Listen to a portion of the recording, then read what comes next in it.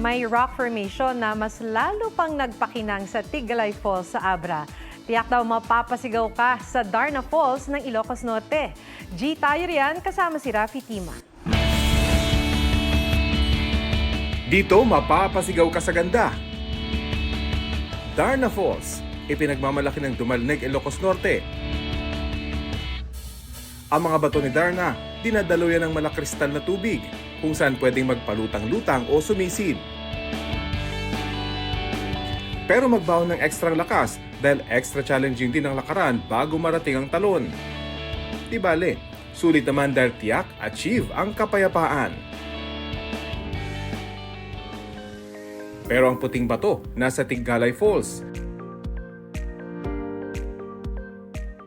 Taglay nito ang kakaibang rock formation, dagdag sa gandang talaga namang titingalain mo. Bisitahin yan sa Abra, bayan ng San Isidro.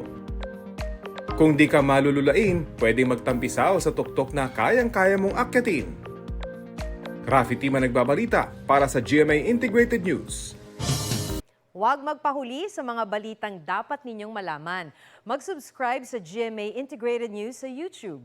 Sa mga kapuso abroad, subaybayan nyo kami sa GMA Pinoy TV at sa www.gmanews.tv.